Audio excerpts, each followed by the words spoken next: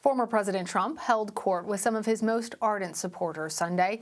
It was his first major speech since leaving the White House. At this year's Conservative Political Action Conference, CPAC, in Orlando, Florida, Mr. Trump pledged to keep fighting to make America great again. He mocked recent COVID health guidelines like double masking and criticized President Biden's first month in office.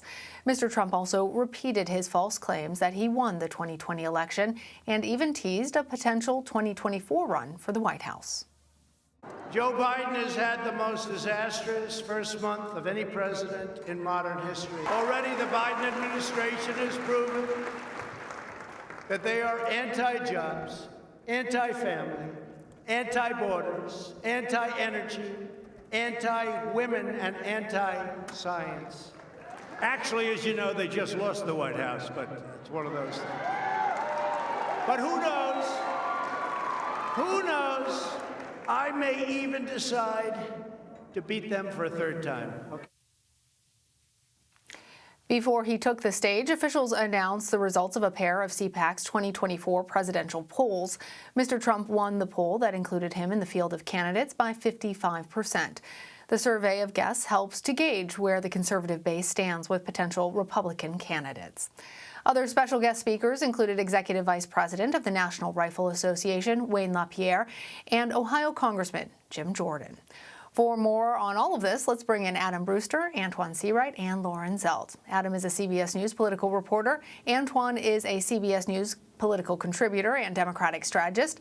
And Lauren is the spokeswoman for Maggie's List, a federal political action committee that works to help elect conservative women to federal public office. She's also a former aide to former Republican presidential candidate, Utah Senator Mitt Romney. Welcome to all three of you. Adam, I'm going to start with you. What were the main takeaways from former President Trump's speech this evening, and did he stick to the script? Well, he did seem to be, speaking a lot off of some type of prepared remarks. During the rallies leading up to the campaigns, we'd see the president weave on and off of prepared remarks, but there did seem to be, at least sticking to the script, at some points compared to some of the notes we'd received earlier in the day about what he might say. And as far as some of the things he touched on, he really went after the Biden administration's first month. He especially criticized the immigration policies. Of course, that was one of his signature issues, something he talked about, from the minute he announced that he was running for president back in 2015. He also talked about how he doesn't want to start a third party. There had been reports back in January that the former president was considering starting a third party to challenge Republicans, and he basically shot that down today and said, we're not going to do that. Why would we do that? It's just going to divide Republicans and we'd lose every election. Doesn't seem like a very smart idea to me. And he talked a bit about, what he wants the Republican Party to be going forward and bringing in some of his policies and adopting his views and some of the things that he thought the party was successful on in the 2020 election in, more success that they saw with minority candidates, for example, and the strength of the working class base that's within the Republican Party and wanting to see that continue on. So, Lauren, I want to bring you into this conversation because it was very clear that President Trump, when he was saying, I'm not creating a third party, that he has control over the Republican Party. But all Republicans were not welcome at this year's CPAC. Senate Minority Leader Mitch McConnell and your former boss, Utah Senator Mitt Romney, were not invited this year. Why are they being excluded? And do you think the Republicans are making a mistake by failing to create a broader coalition that includes Republicans who may not be Trump loyalists? It's certainly not a secret that there is a large divide in the Republican Party today. We have the pro-Trump Republicans, and then you pretty much have everybody else. I do think that the headline coming out of CPAC over the weekend that the president is not going to start a third party is significant. Because he knows that a third party would not succeed. But candidly, with Donald Trump at the head of the Republican Party, I don't feel that there's really any chance, if he is the nominee in 2024, for Republicans to take back the White House. What we saw this fall is still true. Suburban Republican voters are turned off by the former president, and they don't wish to see him in office again. They are willing to support other candidates. And what's interesting is this year, we had the largest GOP freshman class in Congress ever, freshman female class in Congress ever. And so they are supporting other Republican candidates, but not necessarily the president. So that is a very significant headline to come out of CPAC over the weekend. Antjuan, the top priority of Republicans right now is to take control of the House in 2022. We heard the former president stress border control and school openings as issues that Republicans may use to try and overtake Democrats' slim majority. What are Democrats going to do to try and fend off this challenge from Republicans?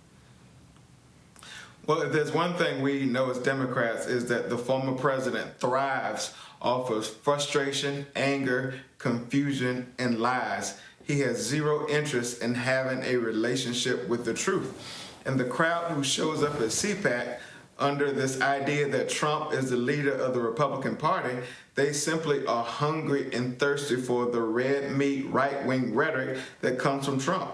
We saw flirtations with appetizers from those who spoke before Trump, and Trump came and delivered the meal.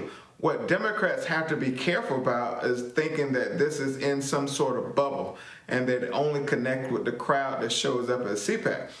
Truth be told, there are people who did not show up at that conference who are digesting this information, truth or not, the same way those who are there. And so we have to be in our own space and pushing back on it the best way that we know how, but also calling things out that are not true.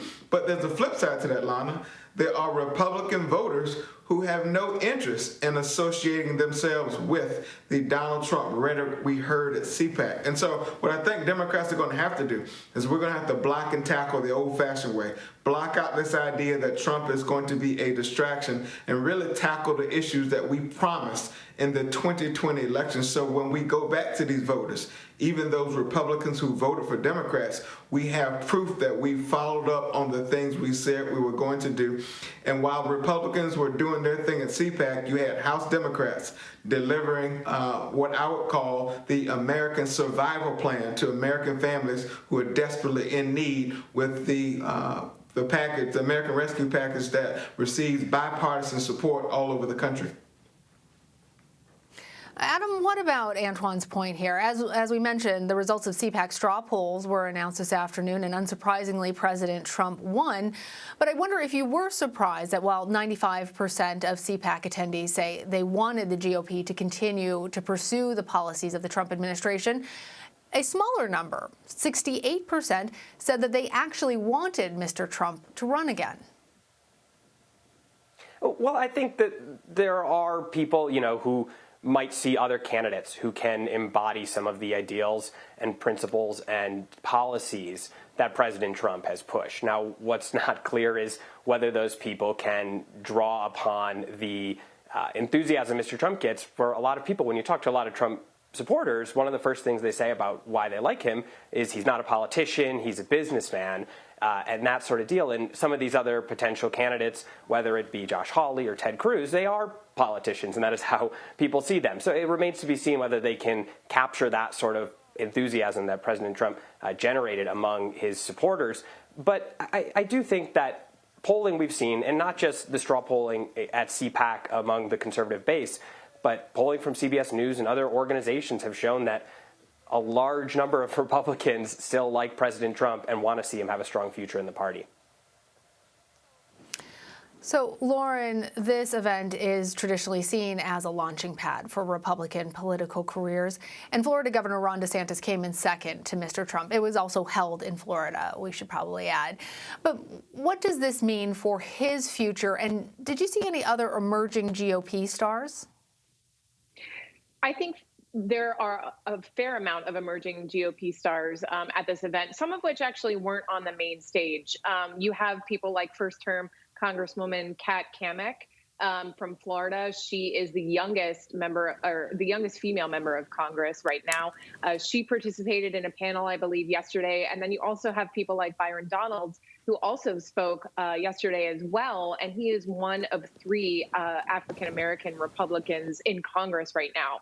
So even though they may not be gathering the largest headlines, we are seeing some names come out of CPAC, certainly. The other thing I'd like to point out, you mentioned that my former boss, Mitt Romney, and Leader McConnell, or former Leader McConnell, were not there. I think Nikki Haley is somebody who's well positioned to attract some of the Trump base and also the more suburban Republican voters moving forward. And she was not present at CPAC. Yeah. We have seen her sort of straddling that line very effectively. Only have a couple of seconds left, Antjuan, but I want to get one more question into you. President Trump lost the 2020 election, but we heard him hint that he may be interested in running again. Do Democrats rather have a rematch of the 2020 election with Mr. Trump at the top of the Republican ticket, or would you rather have somebody else up there? I think Democrats have to focus on the focus and prioritize the priority. That means focusing on our job. Look, we have learned from elections in the past, things do not work well when we focus on Donald Trump or what Republicans have going on. We have to stay focused on delivering on our priorities and the things we promise on our agenda. And we cannot make the mistake or not be clear-eyed about the fact that Republicans fall in line and Democrats fall in love. Regardless of who the nominee is, they're going to rally behind that person. Make no mistake about it. All right. Adam Brewster, Antjuan Seawright, Lauren Zelt, thank you all. Thank you.